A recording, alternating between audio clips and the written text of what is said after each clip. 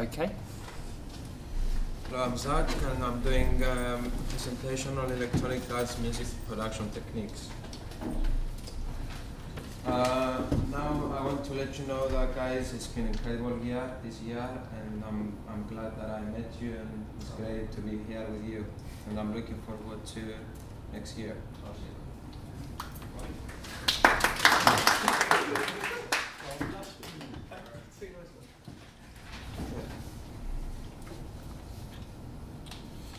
For me, it's one really important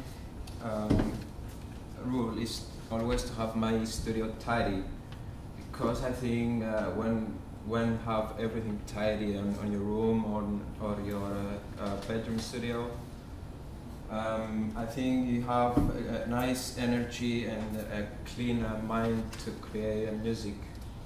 So I really recommend to work in a really nice space. Also, to have your workspace, your computer tidy with folders and specific names means that you can navigate yourself in the future productions a lot easier. So let's start with snares and claps. Sometimes I think it works better for me when I have 2 or 3 snares playing at the same time on a different volume.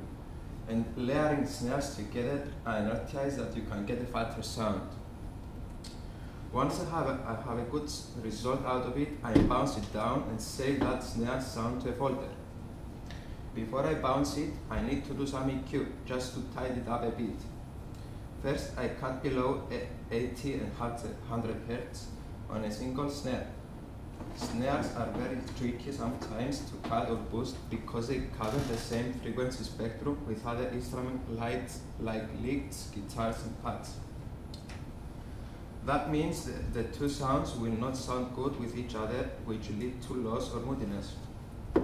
Once I'm happy with it, I will group the snares and then I will add compressors. Compressors help me to control the body of that particular sound if it's only needed. Sometimes I don't really need to compress snares because they do have that natural sound and give a nice vibe to the track and maybe that liveliness, which I really like. Adding other effects on the top make it even more interesting, or sometimes more heavier. A bit of distortion is a good idea. I believe distortion adds extra harmonics to that snare sound and make it more crispy.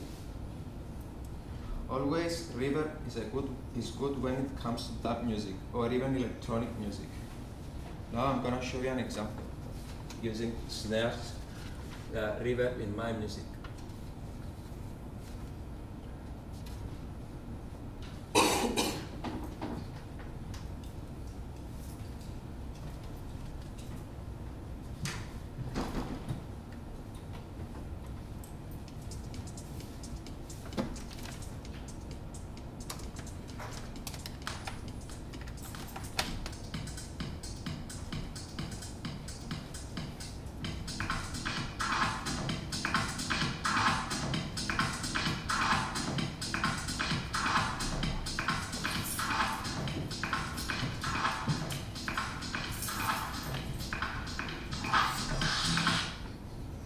So I've done this drop by adding all of my tracks reverb.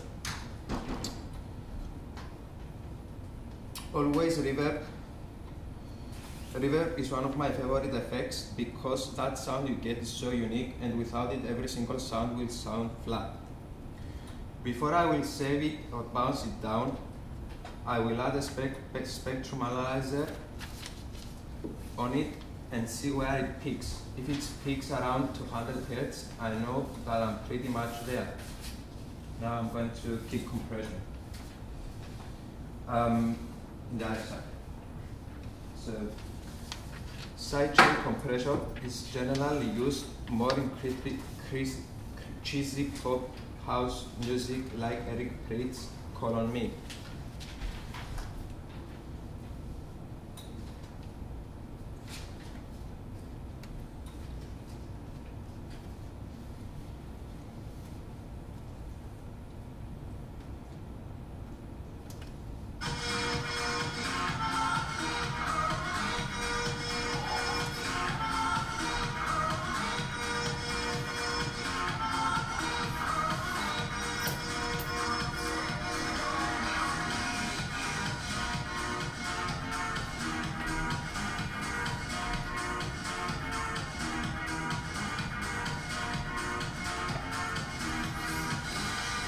Okay, see this guy, he absolutely sidechain everything, every single sound to a kick. If I feel the need to emphasize a kick drum, I sidechain and group featuring my track's musical elements. This helped me the kicks punch through the mix of a fair bit more. Compression, no rules. I think I said that because I think that compression needs a lot of understanding first to use, and you can use it as much as you want with every single sound, and you can use it different in every genre. Attack, release, and ratio. I like to start setting the ratio first. I don't go too heavy with this, so I start around 2:1. Then reduce the threshold until the compressor just start to work, gain reduction. Now with the attack, I don't want to be too long, but I want it to let the punch of the kick without compression, but I want everything after that to be compressed. Now with this release, I want my compression to be off by the time the kick drum hits. Once I have done this, I will play around with the ratio and threshold again and see if I need higher or lower settings. Most of times I don't hear anything when I move a ratio, but all I know that I have to be careful not to compress it too much because my kick will sound dead and flat.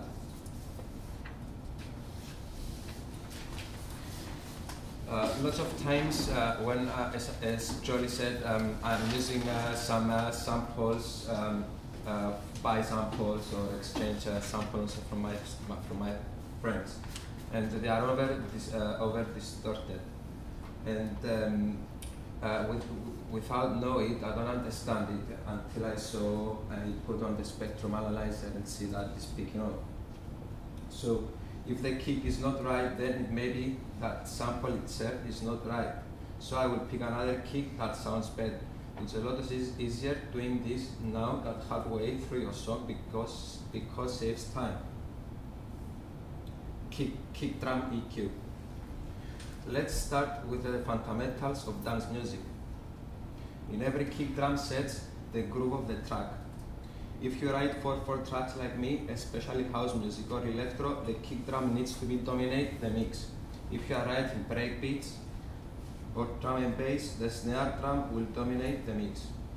What I usually do for practice, and especially for my ears, I'm listening to my favorite tracks and how loud the drums are, and then compare to other instruments like bass lines and how they sound. I'm listening to the kick and see what frequencies it's feeling. That helps me to have a clear understanding of what I want my tracks to sound like and how I'm going to make them to sound the way I want. So when I start making a drum kit, I'm always using frequency analyzer to see where the kick drum peaks. Of course, I need the kick to peak around 60 and 110 Hz. This is pretty much a very heavy drum kit. I then put an EQ effect to cut below 40 Hz, as I want my sub of the kick interfering with the sub of my bass. So sometimes to keep that good relation between my sub and the bass kick, and my sub kick and bass, I will have to boost the kick drum around 60 and 110 Hz.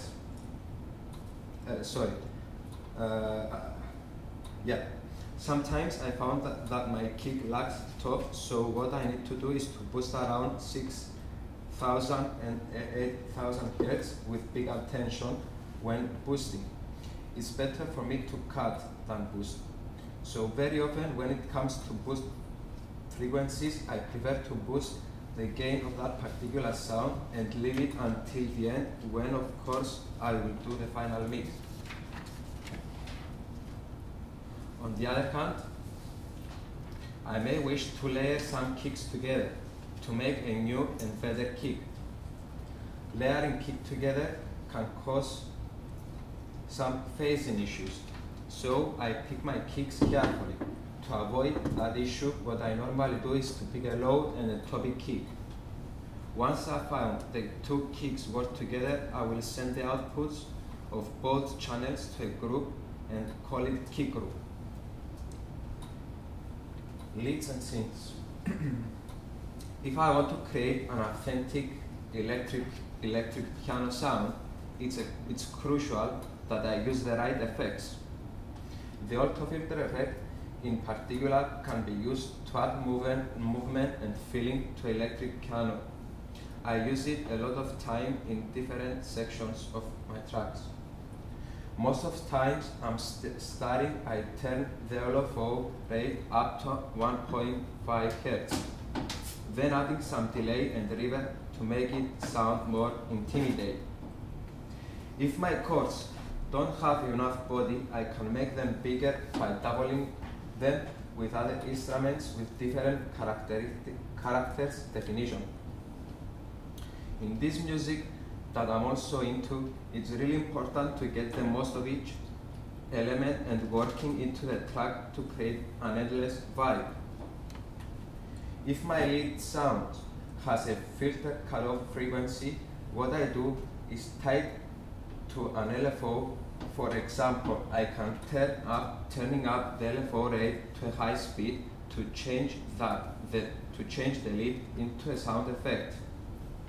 This technique can be useful when I want to create transitions between different sections of the track.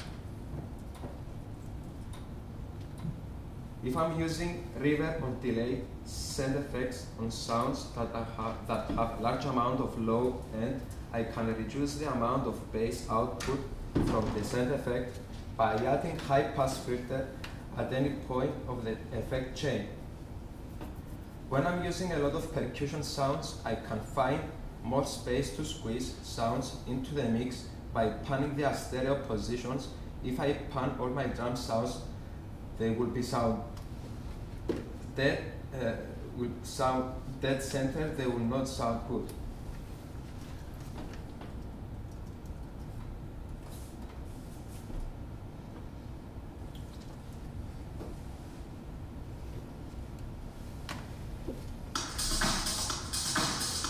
This track I've made, this actually, what you hear now is 3 snares together with percussion, different panning. So it's not stereo, it's not on stereo, it's on mono. It's very important in electronic music to produce sounds on mono rather than stereo.